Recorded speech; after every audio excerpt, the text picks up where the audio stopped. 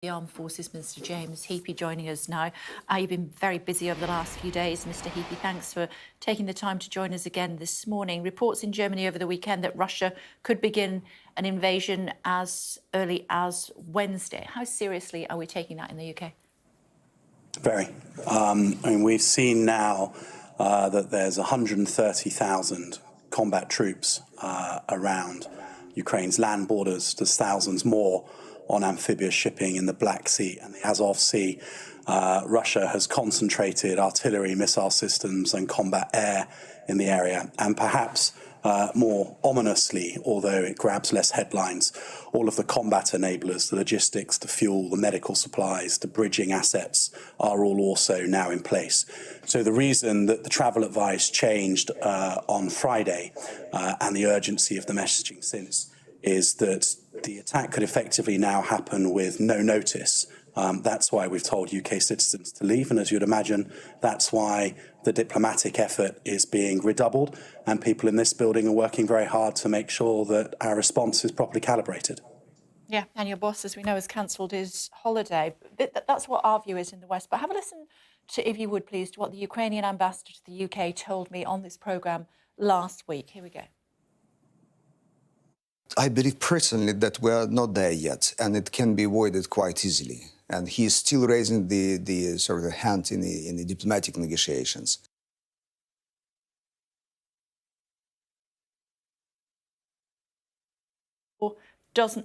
His view, Minister, is that war doesn't seem to be imminent. Why do we think differently? Well, look, I've heard Zelensky say this, and my Ukrainian interlocutors in their MOD, when I visited a few weeks ago, were saying the same. And I hope they're right. I hope that this is just Putin amassing forces for the purposes of diplomatic leverage. And certainly nobody in the West wants to unnecessarily cause alarm. But by the same token, we have a responsibility both to Ukraine as an ally, but also to our citizens in Ukraine to be clear on what we know. But my nervousness, Kay, is if this was indeed just a play by Vladimir Putin to get a seat at the negotiating table, he had that when he had 50,000 troops on the border of Ukraine.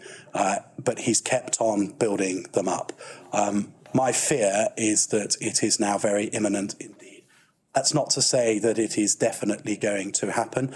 I hope that diplomacy can win through. As challenging as the Minsk agreement is for the Ukrainians, it is the framework around which a discussion could proceed. And there are other mechanisms from the Cold War and since that we could revive as confidence-building measures between Russia and the West. So there are ways of getting out of this diplomatically.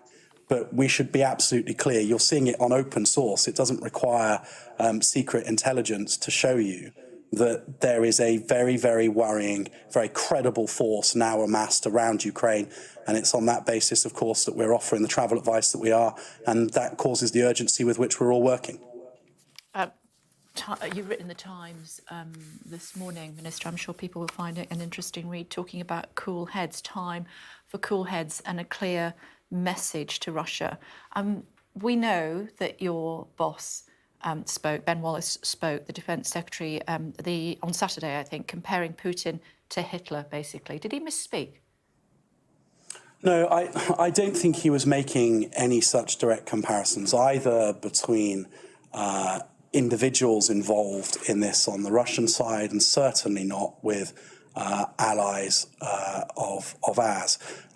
Ben was expressing, I think, his frustration at the apparent futility of the diplomatic process. Ben has been working on this for months now.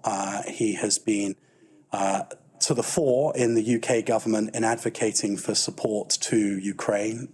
He drove hard to get the lethal aid to Ukraine to assist in their defensive effort. He was in Moscow on Friday for a very exacting meeting with Minister Shoigu, in which I thought he did very well. But I know both privately and, as you've seen, publicly, he's deeply concerned that all of this could be futile, and I can understand why he's so frustrated. The Ukrainian ambassador, let me quote him again, because after all, of course, it's the people of Ukraine that have most to lose or gain, depending on which way you look at it. He was saying it's not the best time for us to offend our partners in the world, reminding them of this act, which actually not brought peace, but the opposite. It brought war. So, you know, words quite literally could cost lives. He did misspeak, didn't he? Well, words matter, and I think Ben is well known to colleagues around Europe. He has been travelling around all over the place. I'm certain that they will know exactly what he meant, and they certainly know that he doesn't mean them any insult or injury whatsoever. In fact, quite the reverse. Ben has been bringing nations together over the last 3 months as the response has been coordinated. Ben has done a fantastic job at doing that. And indeed, the ambassador himself went back out on broadcast media yesterday evening to clarify that actually the Ukrainians know that Ben Wallace is one of their very best friends in the world, and that very few people have done more than him to support them over the last few months. The Ukrainian government very keen to join NATO. We've known that for some time, but also hearing that they would potentially put that onto the back burner if it was to avoid war. Do you think that's a sensible decision? Well, look, we've been very clear, and as I said in my article in the Times, that any diplomatic solution to this shouldn't be something that compromises the Ukrainian government's sovereignty and their ability to choose which alliances they want to be a member of. Now, if Ukraine decides that it is going to offer that it won't become a NATO member, we support that. That's for the Ukrainians to decide. And there are countries like Serbia that are not members of NATO, but with whom we seek to have a good relationship. Similarly, if Ukraine wanted to reserve its position and say that in the future it may want to join NATO, we would support that too, because that's what sovereignty is and that's what we support. How many British nationals have left Ukraine, and how many have you not been able to get in touch with? Well, it's impossible to know how many have left so far, because this is a very different type of country to Afghanistan. There is free movement across the border of Ukraine into the European Union, and people can just get in their cars and drive across into Poland. The Foreign Office have had a website running for some time, which has allowed British nationals in Ukraine to register their details and thus allow the Foreign Office to communicate directly with them. But let's be clear, Kay, we are beyond the time where I'm advising people to register on a website. I'm being very, very clear to people that they should leave Ukraine now, whilst there are the commercial means to do so and whilst the motorways are available for them to drive out over the border. This isn't a warning about something that could happen in 3 months' time. This isn't a warning that will be followed by further warnings because greater imminence has been reached. This is a warning because minutes after Putin gives the order, missiles and bombs could be landing on Ukrainian cities, and that means British citizens should leave now whilst they have the opportunities to do so. What about those Brits that have recently had babies, children, and they're saying they can't get the paperwork together in order to get out of the country? What are we going to do about that? So I saw that case being reported in the media over the weekend, and I have every confidence that my colleagues in the Foreign Office will have seen it. Whilst the British Embassy in Kyiv has been reduced in its staffing, as you would expect, given the threat, there is still consular support available through the Foreign Office here in London and in Poland as well. So I'm sure that colleagues in the Foreign Office will have seen that case being reported, and that people in those circumstances will be helped. Okay. You talk about bombs and bullets seconds after Putin gives the order. To that end, KLM has already, the flag carrier for the Dutch airline, has already said we're not doing any flights to Ukraine for now. Aer Lingus, Lufthansa, forgive me, are already looking at that as well. What's the government's advice to our flag carrier, British Airways? Well, the government has given advice on whether or not you should travel to Ukraine. But forgive me, and I might be wrong, but when we were looking at options for my trip the other week, I'm not absolutely sure that BA flies to Ukraine. Oh, okay. I might be wrong, but if you know otherwise, I'll answer the question. But I'm not absolutely sure it does. OK. If they do, should they still be doing it? Well, I think UK airlines will be making a judgment that is based on insurance, I think, is what I've read from other airlines over the weekend. Clearly, there is a very real danger of the airspace over Ukraine becoming hostile. Ukraine, even if they don't land in Kiev, I would have guessed. Well, I think if you recall from previous times where there have been conflicts, airlines have always sought to avoid that airspace. And that's not because they fear necessarily that they will be targeted, but probably sounds quite obvious, but you know, when an artillery shell is fired, it goes a long way up before it comes down. So too do missiles whiz backwards and forwards. And then, of course, there's all the combat aircraft going around, and combat aircraft do not identify themselves on radars in the same way as civilian aircraft do. So I think... Which is exactly why I posed the question, Minister. Yeah, Exactly so I think it's a standard operating procedure for airlines to adjust their routes to avoid conflict zones. Certainly I recall flying to the Far East when the Iraq and Afghanistan conflicts were at their height, and routes were clearly selected to avoid those airspaces. Given what you know, is now the time for our flag carrier to stay away from Ukrainian airspace?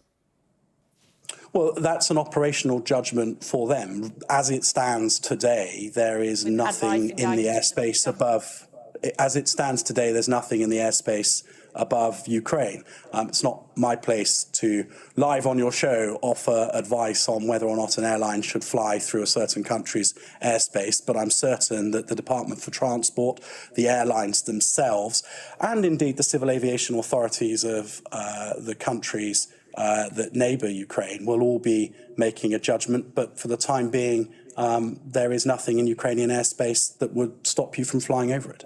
I think it's a very tense time for European security. We can all agree with that. Absolutely. It's now the right time for the Metropolitan Police Commissioner to have stepped down in a fit of pique? I'm not sure I quite see the connection between policing in London and a moment of acute geopolitical crisis in Europe. She's also involved in terrorism. She's also involved in terror threats in the UK as well, isn't she? She's in charge of that. Well, I think the Metropolitan Police Force continues to have full functionality even in the interregnum, but clearly a new commissioner will be appointed as that process reaches its conclusion. OK, well, maybe we'll try this one, see if you've got a stronger view on this, given that we have seen the pictures of the Prime Minister, final question, at parties. We've seen him with tinsel, sat next to somebody with tinsel. We've seen him eating crisps, and there we go. We've seen him with the open bottle of very nice champagne on the desk as well. Should he just accept the fine, pay it, move on? Well, he needs, I think, to be found guilty by an investigation by the police first, doesn't he? If it looks like a duck, etc. Well, I don't know that I accept that, Kate. And on the one hand, you know, we've had a investigation by a senior civil servant. She found cause to refer a number of lines of investigation to the police, which they've now done. I think that you, like many members of the public and parliamentarians, are keen to see what the police conclude. I certainly don't think the Prime Minister should volunteer his culpability if his argument is that he is not culpable. We should wait and see what the police come back with. OK, just a final thought. What's your interpretation of that photograph, then, if it's not him drinking champagne or being in the same place with somebody with tinsel around their neck, taking part in a quiz, and champagne there and crisps on the desk? What's well, I don't know. I mean, that picture? Well, I don't know. That is a snapshot in time. I don't know whether the Prime Minister has walked into that room whilst the other two people in the photograph are engaged in something. We did see him sat down at the desk. We saw him sat down at the computer as well, didn't we? That very same laptop. Well, I mean, you're asking me to offer an analysis of a photograph that I don't know the context of that photograph. And to be honest, Kay, and I don't mean to sound trite, if there are photographs that I'm going to spend time worrying about today, it's the photographs of Russian troop formations on the Ukrainian border. That's what's fixing me. That's what's taking up my time. I make no apology for that. This is a moment of acute geopolitical crisis, and all of us in government have got a job to do. In which case, I must let you get on with it. Thank you very much indeed for joining us on the programme. Thank you.